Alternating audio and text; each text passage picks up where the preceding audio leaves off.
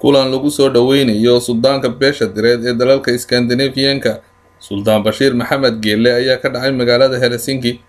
Kulankan ay soo qaban qaabiyeen jaaliyadda beesha direed ee dalka Finland waxa ugu horeyn waftiga uu hogaaminaya suldaanku soo dhaweeyay Odabuule Cali Cabdi waxaanu yiri waxaan soo dhaweynayaa Suldaan Bashiir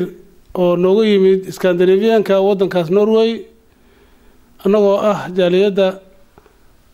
direed ee joogta Finland midda oo odayaashii ka hadlay maalin weyd beledweyne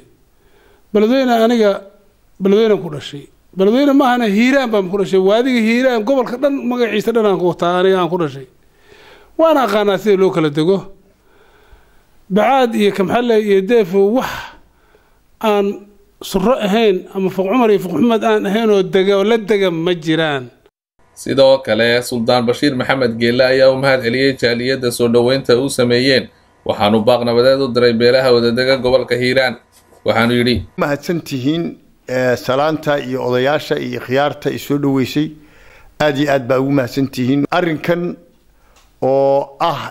hadaad mahayooy kabxan leeyba xoog looga kaxaynaya Fuq Cumar iyo Fuq Maxamed ma suuroobayso nabadda fiican xoog loogama kaxayn karo haba ka yaabin arrinkan Djibouti iyagoo gobolka wax badan u qabtay in la xumeeyo oo hadii ay kabxan leey iyo loo diray oo dawladdu u dirtay in la dhagax tuuro ama lagu kaco iyagoo Hiiraan wax weyn oo la taaban karo u qabtay ayaduna waa musiibo ragga xawaadle ee aan mayla Soomaali annagana iri Soomaali aan annaka yawiye isku nahay in ay walaalnimada qaataan oo gogasha walaalahayna oo hawiye ah oo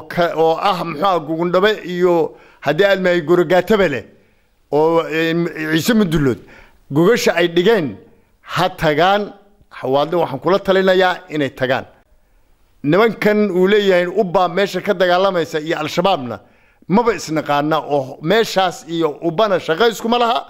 halka iyo al-shabaabna shaqaysku ma laha dadkani waa dad degan oo ehlu dariiqa oo beertooda iyo bartooda yaqaana هذا يوسف عثمان on cable TV magaalada Helsinki Finland